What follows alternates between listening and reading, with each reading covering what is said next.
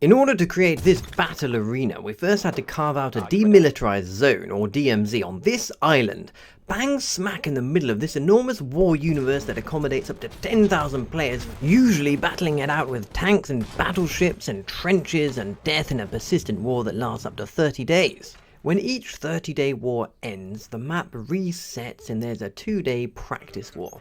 We took this as a great opportunity to lower the pace a little bit and do some combat training. So we chose this island in between the colonial and warden territory and took advantage of the fact that this is a game where everything in the game is built by players in the game.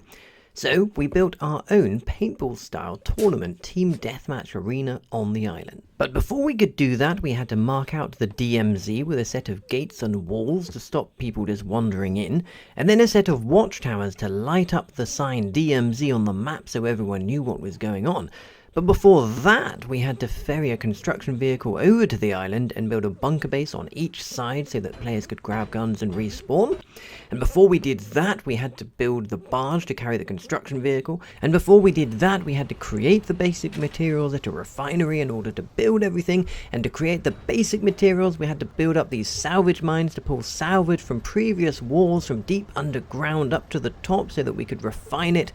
And not to mention, we also had to take basic materials to a factory to actually build the weapons and ammunition that we needed to fight our battles, and then ferry those crates of ammunition over on more trucks and more barges to get them to the island. But it was all worth it for the ability to build a mini-game within the wider game and design our own paintball speedball style arena with large defensive structures in each corner, slightly more open in the middle, and then a narrow avenue on each side, making it hard to flank. This was called the snake in a paintball setting. You can see here I managed to take down this chap just after he was revived, opening up the way for me to zigzag and flank round. Once I was in this flanking position in this battle, it made it easy to assess what was going on and get good angles on all the enemies. I bided my time and waited for my moment. I established that the chap over here in this corner had disappeared or gone down. I then started working my way around the arena and established it was just me and one other player. Little did I know, though, that this player is actually an experienced veteran of the game, a Twitch streamer called HelpingHans, who collaborated me on the build. I assessed the battle arena, not yet knowing that this was an absolute veteran of the game. I tried to pressure my advantage. Now, you see, he had one of these large bunkers, which is the best defensive structure in the game. So what I should have done is waited, baited him out, tried to get him out into the open now that it was a 1v1. You can see here, he took his chance to try and do a flank down the snake. I then pushed up. He retreated to the large bunker piece in the edge. I tried to take my moment. Just now I was waiting for the opportunity.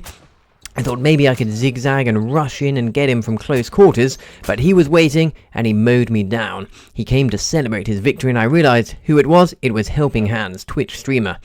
Jolly good show. We played many battles like this and it was thoroughly enjoyable. In between each battle, the medics, whether they were colonial or warden, would rush onto the field and revive and heal anyone who was down to save on the valuable soldier respawn supplies, which again had to be made by us to bring to the island.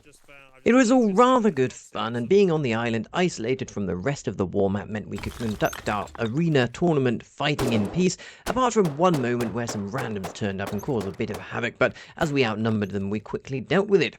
Well, if you want to see more content like this, don't forget to follow my account and stay tuned because the next war starts tomorrow.